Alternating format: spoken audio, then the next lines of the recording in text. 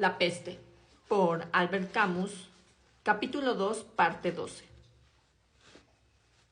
Al principio, cuando esto sucedía, se veía a los curiosos detenerse en la calle a escuchar. Sin embargo, después de esas alarmas prolongadas, pareció que el corazón de todos se endureció, y todos pasaban o vivían al lado de aquellos lamentos como si fuera el lenguaje natural de los hombres. Las peleas en las puertas de la ciudad, en las que los agentes tenían que hacer uso de sus armas, crearon una sorda agitación. Seguramente había heridos, pero entonces se hablaba de muertos en la ciudad, donde todo se exageraba por efecto del calor y del miedo. Es cierto, en todo caso, que el descontento aumentaba sin cesar, que nuestras autoridades temían lo peor y encaraban con seriedad las medidas que habría de tomar en el caso de esta población.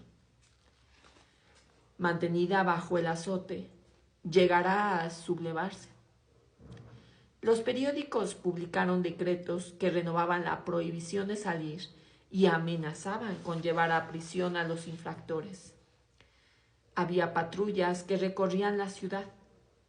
De pronto, en las calles desiertas y calentadas se veían avanzar, anunciados por el ruido de las herraduras en el empedrado, guardias en caballos que pasaban entre dos filas de ventanas cerradas.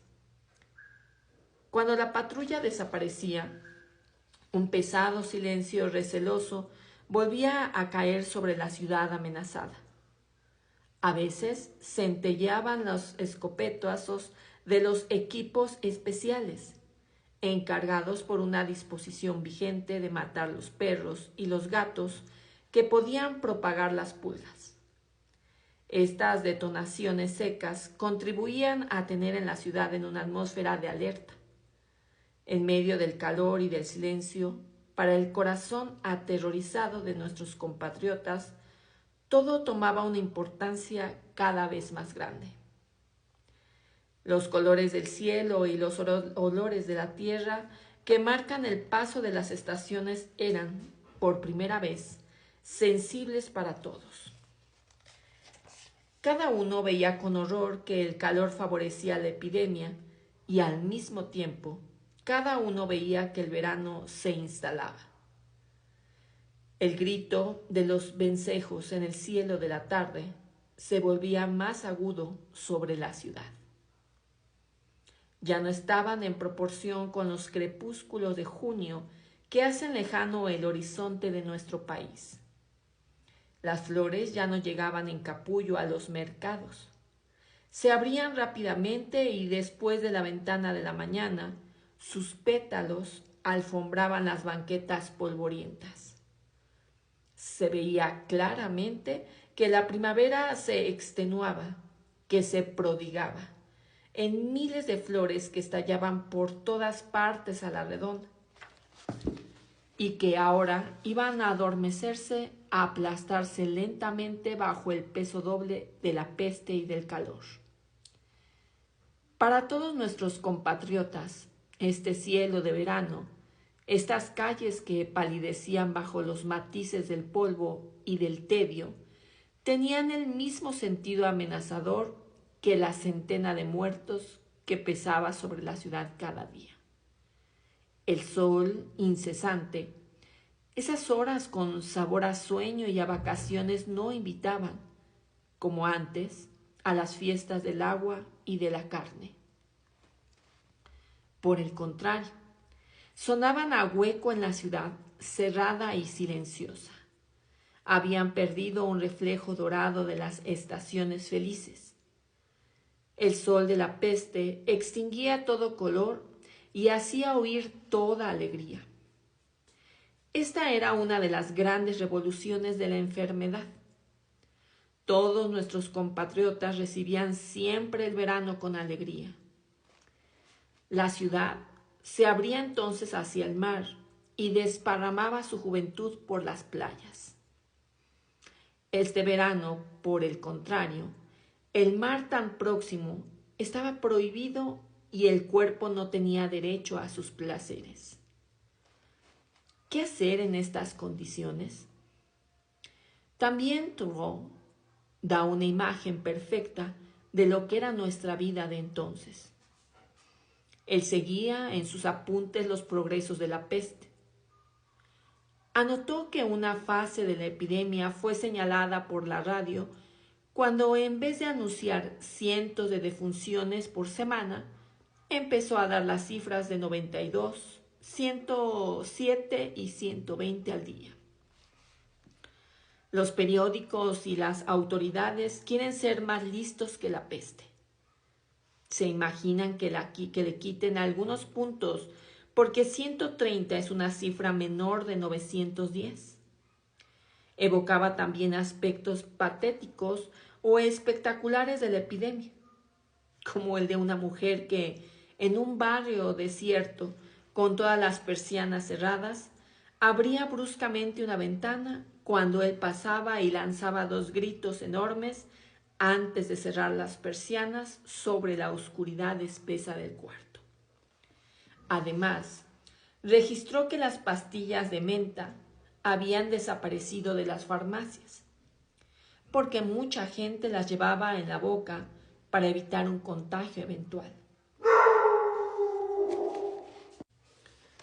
Así, Thoreau continuaba observando a sus personajes favoritos.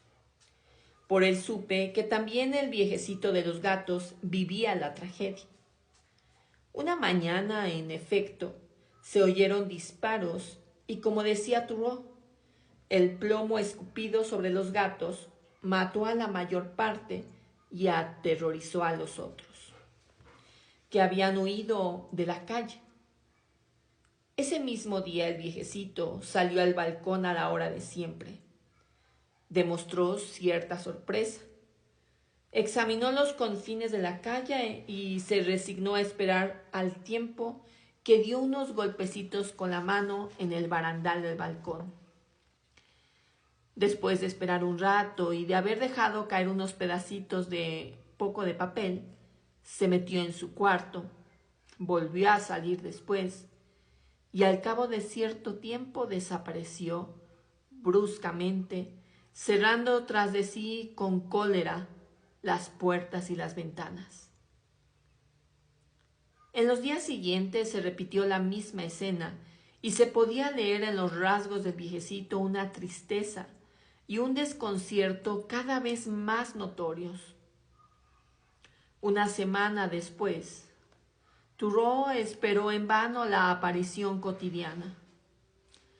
Las ventanas continuaron obstinadamente cerradas sobre una tristeza bien comprensible. En tiempos de peste, está prohibido escupir los gatos. Fue la conclusión de estas notas. Por otra parte, cuando regresaba por la noche, Thoreau estaba siempre seguro de encontrar en el vestíbulo la figura sombría del velador que se paseaba de un lado para otro. El velador recordaba y recordaba a todo el mundo que él preveía lo que iba a pasar. A Thoreau, quien reconocía que lo había oído predecir una desgracia, le recordó su idea del terremoto. Si fuera un temblor de tierra, una buena sacudida y no se hable más del caso. Se cuentan los muertos y los vivos y asunto concluido. Pero esa porquería de enfermedad, hasta los que no la tienen parece llevarla en el corazón. El gerente estaba igualmente abrumado. Al principio, los viajeros que no podían dejar la ciudad permanecían en el hotel, pero poco a poco, en vista de la duración de la epidemia, muchos prefirieron alojarse en casa de amigos. Y la misma razón que llenó en un principio todos los cuartos de hotel, los mantenían ahora vacíos, pues ya no llegaban más viajeros a la ciudad. Thoreau era uno de los pocos que quedaba, y el gerente no perdía nunca la ocasión de hacerle notar que, si no fuera por su